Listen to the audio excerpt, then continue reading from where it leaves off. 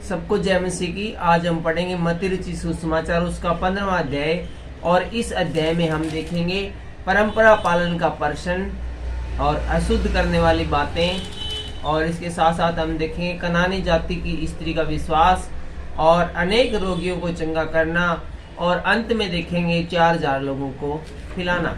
तो आइए शुरू करते हैं मत्ती रचित सुसमाचार उसका 16वां अध्याय की पहली आयत से। परंपरा पालन का प्रश्न।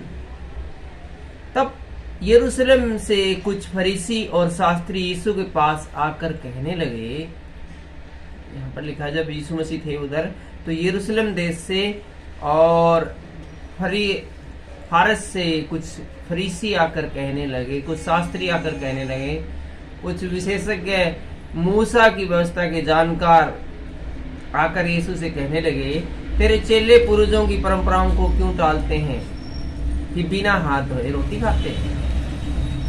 तो बड़े बड़े शास्त्रियों ने जब सुना कि यीशु मसीह के चेले वो हाथ ही नहीं धोते हैं, इतने गंदे हैं, इतने चुगले हैं कि वैसे ही खाना खा लेते हैं, तो जब ये प्रश्न उन्होंने यीशु मसीह से कहा, तो यीशु मसीह ने कहा, तुम भी अपनी परंपराओं के कारण क्यों परमेश्वर की आज्ञा टालते हो। क्योंकि परमेश्वर ने कहा है, अपने पिता और अपनी माता का आदर करना, और जो कोई पिता या माता को बुरा कहे हुए है मार डाला जाए। पर तुम कहते हो कि यदि कोई अपने माता या पिता से कहे, जो कुछ तुझे मुझसे लाभ पहुंच सकता था वह परमेश्वर को चढ़ाया जा चुका है, तो वह अपने पिता का आदर न करे। इस प्रकार तुमने अपनी परंपरा के कारण परमेश्वर का वचन टाल दिया है। हे कपटियों, यशायाह ने तुम्हारे विषय में ठीक ही भविष्यवाणी की है कि ये लोग होठों से तो मेरा आदर करते हैं, पर उनका मन मुझसे दूर रहता है, और ये व्यर्थ मेरी उपासना करते हैं, क्योंकि मनुष्य की विधियों को धर्मोपदेश करके सिखाते हैं। तो यहाँ पर हमने देखा कि जब फरीसियों ने और ये यरूशलेम से आए कुछ मूसा की जो संविधान है उसके जानकारों ने जब आकर यीशु से प्रश्न किया कि तुम्हारे चेले हैं वो हाथ ही नहीं धोते हैं, ऐसे खाना खाते हैं, तो परंपरा पालन के खिलाफ बात है। तो ये लोग है वो परंपरा का जिक्र करते हैं और अपने आप को ऐसा दिखाते हैं, प्रदर्शित करते हैं कि वो परंपरा पालन का सही तरीके से इस्तेमाल करते हैं और परमेश्वर की व्यवस्था को तोड़ते नहीं है। लेकिन इंग्लिश में एक लाइन है, one friend always in your side, one friend always is your side and he is Yeshu Jesus. एक दोस्त है वो हमेशा आपकी तरफ रहता है और वो है यीशु मसीह। बात चाहे कोई भी हो, वो हमेशा ही आपकी साइड रहेगा। पिछले अध्याय में हमने देखा था कि जब यीशु के चेले हैं वो चलते चलते हैं, वो खेतों से बैल तोड़कर खा रहे थे, अनाज की खा रहे थे, फल फ्रूट खा रहे थे। तो जो फरीसियों ने यीशु मसीह से कहा था कि तुम्हारे चेले क्या कारण है कि तुम्हारे चेले हैं वो सब्बत के दिन भी खाते पीते हैं और व्रत नहीं रखते हैं, तो वहां पर भी अपने चेलों का ही पक्ष लिया था यीशु मसीह ने और कहा था कि जब तक दूल्हा साथ है बारातियों को भूखा रहने की जरूरत नहीं है। और यहाँ पर भी जब फरीसियों ने और शास्त्रियों ने और इनने कहा कि तुम्हारे चेले बगैर हाथ धोए खाना खाते हैं, तो यहाँ पर भी अपने चेलों का ही पक्ष लिया और इनको कहा कि तुम कौन हो जो व्यवस्था पर नहीं चलते, उनके बारे में बताने वाले की व्यवस्था पर नहीं चलते। पहले तुम तो खुद तो व्यवस्था पर चल लो, सबसे ज्यादा व्यवस्था को तोड़ने वाले तुम ही हो। तुम अपने यहाँ तक व्यवस्था को तोड़ते हो कि मूसा ने तो व्यवस्था में लिखा था कि तुम अपनी माता और पिता का आदर करना, और जो ऐसा नहीं करते उन्हें मार डाला जाए। लेकिन तुम वो इंसान हो जो अपने माता पिता का सम्मान नहीं करते, इज्जत नहीं करते, उनकी केयर नहीं करते, उनकी देखभाल नहीं करते। और जब कोई कहता है कि तुम इनकी देखभाल नहीं करते, तो कहते हो कि जो कुछ मेरे माता पिता को हमसे मिलने वाला था वो हमने सब बलिदान कर दिया है, दशमांश के रूप में परमेश्वर को चढ़ा दिया है, तो अब हम तुम्हारी सेवा करने से मुक्त हुए। तुमने अपने नियम खुद ही बना लिए हैं और जो तुम्हें ठीक लगता है वही करते हो, और बाकी लोगों जो किसी बात में चूक जाते हैं उसको तुम झट से पकड़ लेते हो कि तुमने व्यवस्था पालन नहीं किया है। और इन्हीं लोगों के बारे में यीशु मसीह के कहते हैं कि यशायाह भविष्यवक्ता ने तुम्हारे विषय ठीक ही लिखा, ठीक ही कहा कि तुम सिर्फ होठों से तो मेरा नाम लेते हो, मेरी स्तुति आराधना करते हो, लेकिन मन से दिल से मुझे मानते नहीं हो। यदि दिल से मुझे प्यार करते तो मेरी बातों को भी न टालते, उन पर तुम चलते, उन पर तुम मानते। और इस 15वें अध्याय की हम आ चुके हैं 10वीं आयत में, और यहाँ का शीर्षक है अशुद्ध करने वाली बातें। इसके साथ साथ ही पीछे जैसे कि हमने पढ़ा कि जब फरीसियों ने और शास्त्रियों ने कहा कि ये जो यरूशलेम से आए थे कि तुम्हारे चेले हैं वो भोजन है बगैर हाथ धोए करते हैं, तो आगे भी जिक्र है वो इसी चीज का है कि अशुद्ध करने वाली कौन सी बातें हैं। तब उसने लोगों को अपने पास बुलाकर कहा, यीशु ने लोगों को अपने पास बुलाकर कहा, सुनो और समझो, जो मुंह में जाता है वह मनुष्य को अशुद्ध नहीं करता, पर जो मुंह से निकलता है वही मनुष्य को अशुद्ध करता है। हालेलुया। कितनी बड़ी बात कहती कि जो मुंह के अंदर जाता है मनुष्य को वो अशुद्ध नहीं करता, बल्कि जो मुंह से निकलता है वही तुम्हें अशुद्ध करता है। पीछे हमने बाइबल में देखा, या आगे हम देखेंगे मत्ती सुसमाचार में ही, जहां पर कि लिखा हुआ है कि तुम्हारा मुंह ही तुम्हें निर्दोष और तुम्हारा मुंह ही तुम्हें दोषी ठहराता है। अर्थात मनुष्य है वो क्या बोलता है, इसी से उसकी पहचान होती है कि वो समझदार है या मूर्ख है, या अच्छा है या बुरा है, या सामान्य है, वो कैसा है। तो यहाँ पर बिल्कुल स्पष्ट रूप से यीशु मसीह ने कह दिया कि जो मुंह के अंदर जाता है, जो भोजन हम ग्रहण करते हैं उसके कारण हम है मनुष्य है वो अशुद्ध नहीं होता है, बल्कि हम क्या बोलते हैं, हमारे मन में हमारे दिमाग में क्या भरा पड़ा है, जो हमारे मानसिकता है वो से जो चीजें निकलती है उसी से मनुष्य गंदा होता है। आगे पढ़ते हैं तो हम देखते हैं कि तब चेलों ने आकर उससे कहा, क्या तू जानता है कि फरीसियों ने यह वचन सुनकर ठोकर खाई? यीशु ने उत्तर दिया, हर पौधा जो मेरे स्वर्गीय पिता ने नहीं लगाया उखाड़ दिया जाएगा।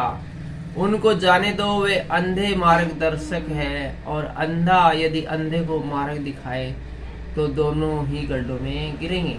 यहाँ पर चेले बताते हैं यीशु मसीह के, आपने जो वचन कहा उसके कारण जो आए थे बड़े बड़े शास्त्री, जो फरीसी, वे बड़े जलील होकर चले गए और बड़े ही निराश हुए और उन्हें बड़ी हानि हुई है।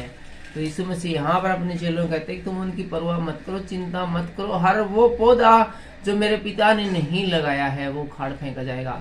अर्थात जो परमेश्वर की ओर नहीं है, जो परमेश्वर ने जिसको नहीं चुना है, वो उखाड़ फेंक कर शैतान को दे दिया जाएगा, और शैतान उसका जो चाहे वो इस्तेमाल करे, उसे धधकती हुई भट्टी में डाले या उसे किसी भी प्रकार से पीड़ित करे। यीशु मसीह ने देखा कि हमने पीछे पढ़ा था कि जो मेरे साथ नहीं बटोरते वो बिखेरते हैं। तो बिल्कुल यही बात हो गई कि यदि हम यीशु मसीह के पीछे नहीं चलेंगे, परमेश्वर के पीछे नहीं चलेंगे, तो हमारे से परमेश्वर है वो बहुत आगे निकल जाएगा। एज सपोज करो किसी पॉइंट पर हम यीशु मसीह के साथ चल पड़े, ठीक है, यीशु मसीह चलता रहा, एक स्पीड से चलता रहा और लगातार चल रहा है, लेकिन हमने क्या किया कि हम थोड़ा आराम कर लेते हैं, अब तो रात हो गई, सो जाते हैं, एक बार ढाबे पे चाय पी लेते हैं, यार खाना तो मैंने खाया ही नहीं। तो हम ऐसे क्रियाकलापों के द्वारा या एक बार थोड़ी देर फेसबुक में स्टेटस अपडेट कर देते हैं, फेसबुक पे एक मैसेज आया उसको रिप्लाई कर देते हैं।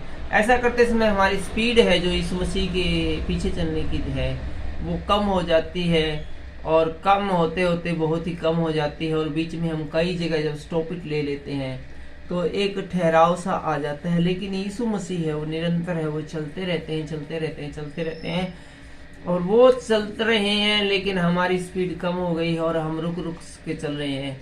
तो इस कारण यीशु मसीह और हमारे बीच में एक बड़ा गैप आ जाता है, और वो गैप है, वही गैप है हमें परमेश्वर की जो महिमा है, जो आदर सम्मान है, जो उसकी ब्लेसिंग है, उससे हमें रहित करता है, उससे हमें दूर करता है। इसलिए यीशु मसीह ने कहा था कि जो मेरे पीछे जो जो मेरे साथ नहीं बटोरता वो बिखेरता है। तो वो जो हमने जो गैप पैदा कर दिया उसके कारण हम जो है वो ठीक तरह से बटोर नहीं पाए, और जो बीच का हिस्सा था उसकी जो फसल थी वो नाश हो गई। तो इसीलिए हमें पूरी रीति से, पूरे मन से, पूरे दिल से यीशु मसीह के और परमेश्वर के पीछे चलने की जरूरत है। 15वीं आयत में हम देखते हैं, यह सुनकर पतरस ने यीशु से कहा, यह दृष्टांत हमें समझा दे। तो यीशु ने कहा, क्या तुम अभी तक ना समझ हो? क्या तुम नहीं जानते कि जो कुछ मुंह में जाता है वह पेट में पड़ता है और संडास से बाहर निकलता है? तो यहाँ पर यीशु मसीह ने जब विस्तार से बताया कि जो कुछ हम खाते पीते हैं वो मुंह में जाता है, और मुंह में जाते हैं तो जब हम सुबह टॉयलेट में जाते हैं तो वो टॉयलेट के द्वारा बाहर निकल जाता है, पर जो कुछ मुंह से निकलता है वह मन से निकलता है और वही मनुष्य को अशुद्ध करता है। लेकिन जो मुंह से निकल गया बात है, मुंह से निकली बात है, वो उस तीर के समान है, जो एक बार निकल गई तो निकल गई, उस टाइम के समान है जो एक बार चला गया तो फिर वापस नहीं आता। तो इसीलिए जो मुंह से निकलता है बातें वही हमें अशुद्ध करती है, क्योंकि बुरे विचार, हत्या, परस्त्री गमन, व्यभिचार, चोरी, झूठी गवाही और निंदा मन से निकलती है।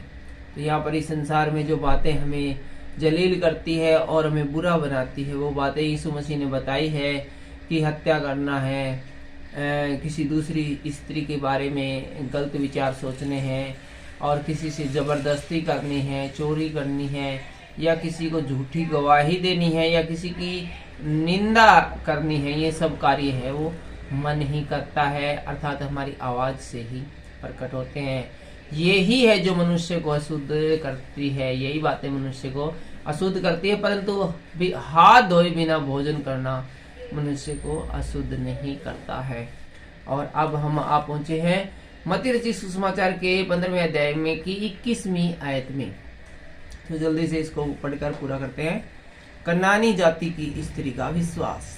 तो यहाँ पर एक कनानी जाति है, वो कनान देश से आई हुई एक औरत है जो कि जिसने यीशु मसीह की बड़ी बड़ाई सुनी कि वो चंगा करने वाला है, और उसने बहुत सारे बीमार लोगों को चंगा करता है। लेकिन वो इलाज उसी का करता है, चंगा उसी का करता है जो उस पर विश्वास रखता है। और वो स्त्री ने जब यीशु मसीह के इतने चमत्कारों के बारे में सुना तो वो वहां से चलकर यीशु मसीह के पास आती है, और क्या होता है वो हम देखते हैं 21वीं आयत से। कनानी जाति की स्त्री का विश्वास। यीशु वहां से निकलकर सूर और सैदा के प्रदेश की ओर चला गया। तो जहाँ ये पीछे घटनाएं हो गई है, यहाँ से निकलकर सूर और सैदा के प्रदेश में चला गया, और उस प्रदेश से एक कनानी स्त्री निकली और चिल्लाकर कहने लगी, हे प्रभु, दाऊद की संतान, मुझ पर दया कर, मेरी बेटी को दुष्ट आत्मा सता रहा है। पर उसने कुछ उत्तर नहीं दिया। तो यहाँ पर एक स्त्री है, वो यीशु से मिलती है और चिल्ला कर कहती है, हे प्रभु, दाऊद की संतान, मुझ पर दया कर, मेरी बेटी को दुष्ट आत्मा बहुत समय से परेशान कर रही है और हम बड़े दुखी हैं, परेशान हैं। लेकिन यीशु ने उस स्त्री की चिल्लाहट को सुनकर कोई भी जवाब नहीं दिया। यीशु मसीह चुप रहे। तब उसके चेलों ने आकर उससे विनती की, इसे विदा कर, क्योंकि है हमारे पास चिल्लाती। तब उसके चेलों ने आकर उससे विनती की, इसे विदा कर, क्योंकि वह हमारे पीछे चिल्लाती हुई आ रही है। तो उसके चेलों ने सोचा कि शायद यीशु मसीह ने सुना नहीं कि ये क्या कह रही है, इसलिए उन्होंने यीशु मसीह को कहा कि सर जी, ये जो कितनी देर से जो चिल्ला रही है ये स्त्री, ये हमें डिस्टर्ब कर रही है और इतने किलोमीटर से हमारे पीछे पीछे आ रही है, इसको आप विदा करो ना, इसको बोलो ये चली जाए, तो और इसको जो ये मांगती है इसको दे दो। तब यीशु मसीह ने कहा, इजराइल के घराने की खोई हुई भीड़ों को छोड़कर मैं किसी के पास नहीं भेजा गया। लेकिन यीशु मसीह बोले कि भाई मैं इसको चंगा नहीं कर सकता, ये तो बारी देश की है, बारी प्रदेश की है, लेकिन परमेश्वर ने मुझे तो इजराइल के घराने को चंगा करने के लिए, उनकी जो प्रजा है जो भटकी हुई है उसको सुधारने के लिए भेजा है। कई बार हम कंफ्यूज हो जाते हैं कि सिर्फ इजराइल क्यों, जबकि ये बाइबल तो पूरी दुनिया में पढ़ी जा रही है, हम भारत में पढ़ रहे हैं। तो ये उस समय की बातें हैं जब यीशु मसीह शारीरिक रूप से इस दुनिया में आया था। जो बड़ी ब्लेसिंग जो इजराइल से शुरू से देखते आ रहे हैं, परमेश्वर ने प्यार किया, तो उसने जब यीशु मसीह शारीरिक रूप से आया था इस दुनिया में जिस दिन रहा था, तो कोशिश की गई थी यीशु मसीह ने भी और परमेश्वर ने भी कि शारीरिक रूप से वो ज्यादा से ज्यादा समय है वो इजराइल के देशों में बिताए, क्योंकि इजराइल देश से यीशु मसीह को और परमेश्वर को बहुत प्यार है। 24वीं आयत को एक बार फिर से देखेंगे। यीशु ने उत्तर दिया, इजराइल के घराने में खोई हुई भीड़ों को छोड़ मैं किसी के पास नहीं जाता। पर वह आई, लेकिन वह स्त्री आई और यीशु को प्रणाम कर कर कहने लगी, हे प्रभु मेरी सहायता कर। यीशु ने उत्तर दिया, लड़कों की रोटी लेकर कुत्तों के आगे डालना अच्छा नहीं। वो स्त्री है वो मानी नहीं, लेकिन एक बार फिर से यीशु मसीह के सामने आकर यीशु मसीह को प्रणाम किया और बोले कि हे यीशु जी मेरी हेल्प कर। लेकिन यीशु मसीह भी नहीं माने। उसने कहा कि लड़कों की रोटी को लेकर कुत्तों को डालना अच्छा नहीं।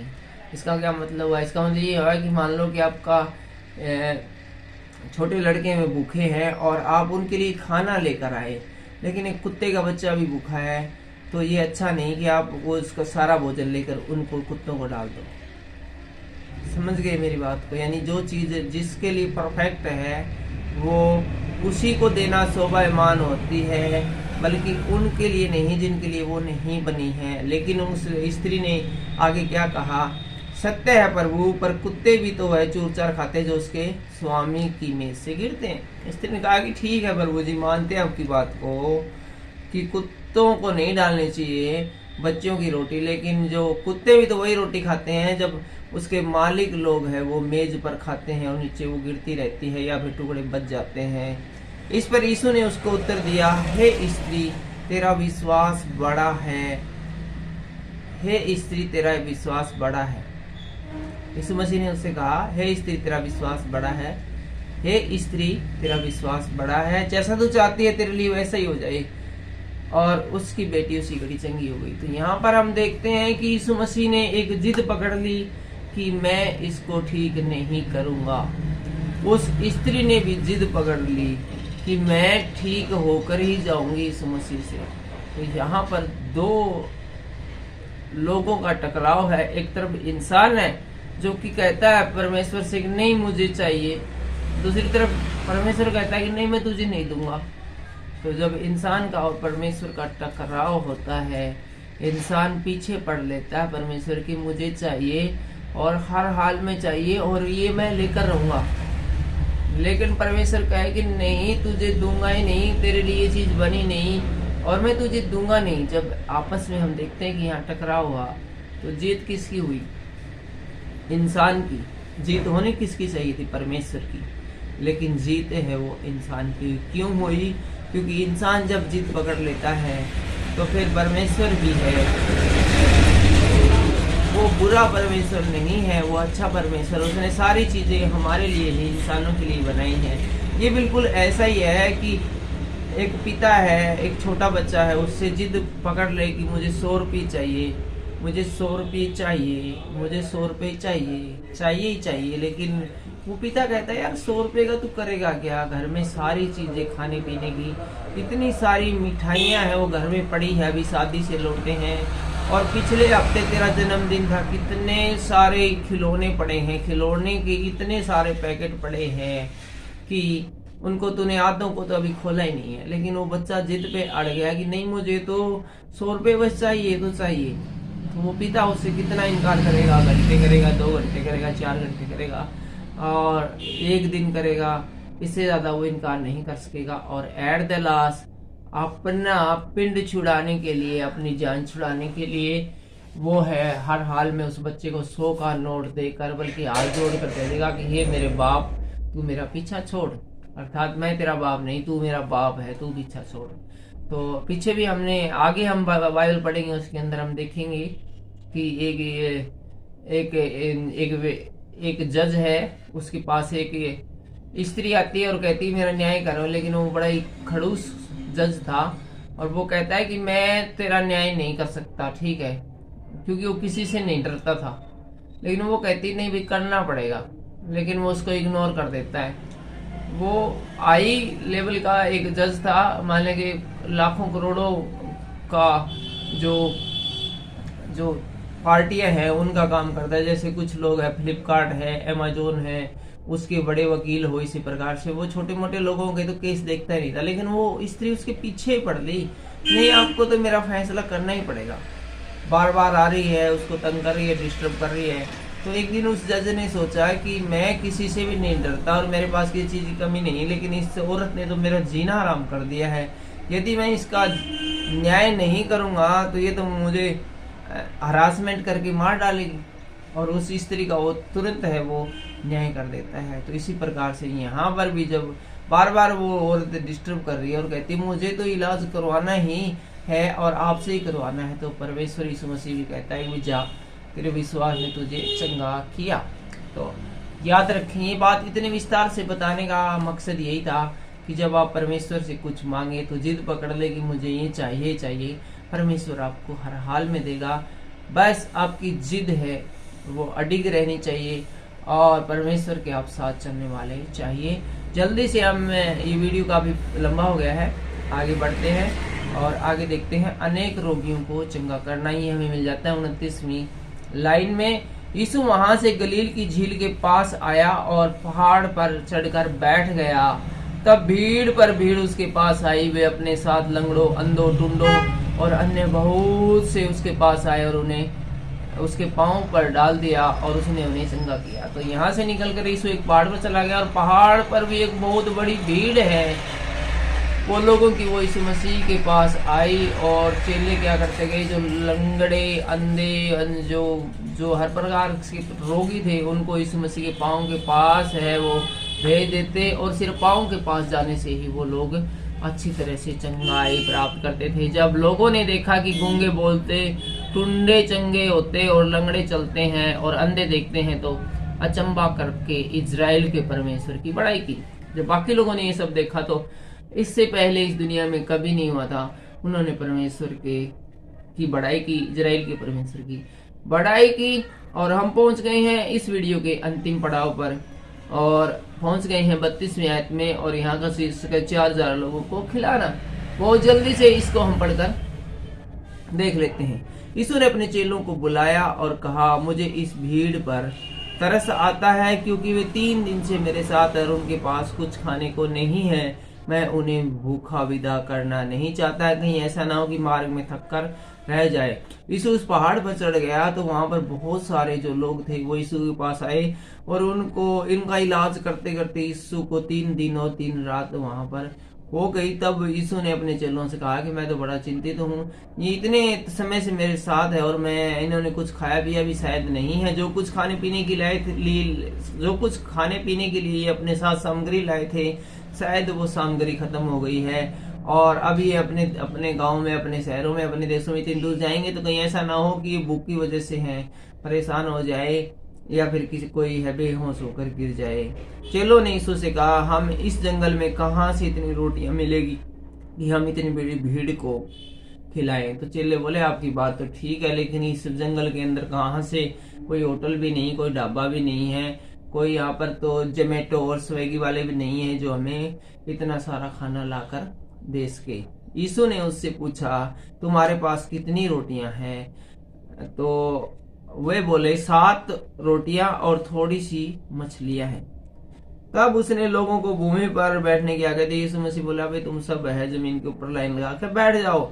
और उन 7 रोटियों और मछलियों को लिया और धन्यवाद करके तोड़ा और अपने चेलों को यीशु मसीह देता गया और चेले लोगों को देते गए। इस प्रकार सब खाकर तृप्त हो गए और चेलों ने बचे हुए टुकड़ों से भरे हुए 7 टोकरे उठाए। जब सारे लोगों ने, करीब 4000 पुरुषों ने वो खाना खा लिया, उसके साथ में स्त्रियां और बच्चे भी थे, तो वो सब खाकर अच्छी तरह से 3 दिन की भूखे जब खाने पर टूट पड़ते हैं तो आपको पता है कि 2-3 गुना खाते हैं। वो जब खा के हट लिए तो फिर भी 7 टोकरे रोटियों के हैं वो खाने के हैं वो बच गए थे।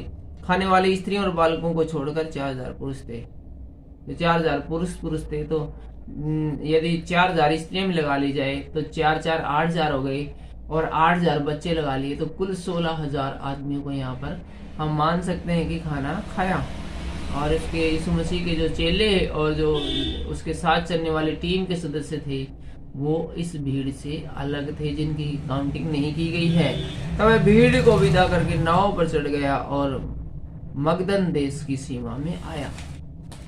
जब उनको खाना खिला दिया सबको, तो वो फिर यहाँ से यीशु मसीह है वो चला गया और मगदन देश है उसकी सीमा में आ गया। और मगदन देश में यीशु मसीह ने क्या किया, ये हम देखेंगे 16वें अध्याय में। और 16वां अध्याय हम पढ़ेंगे अगले वीडियो में। और 16वें अध्याय में हम क्या क्या देखेंगे वो जल्दी से देख लेते हैं। हम देखेंगे स्वर्गीय चिन्ह की मांग, और फरीसियों और सदूकियों की शिक्षा का खमीर के बारे में, और पतरस का यीशु को मसीह स्वीकार करने के बारे में भी देखेंगे, और अपने मृत्यु के विषय में यीशु की भविष्यवाणी भी हम देखेंगे, और साथ ही साथ देखेंगे यीशु के पीछे चलने का अर्थ भी। लेकिन ये सब होगा अगले अध्याय में, मत्ती रचित यीशु समाचार 17वें अध्याय में, जो कि हम देखेंगे अगले वीडियो में। आज की वीडियो में बस इतना ही। वीडियो आपको अच्छा लगा हो तो वीडियो को आप लाइक कर सकते हो।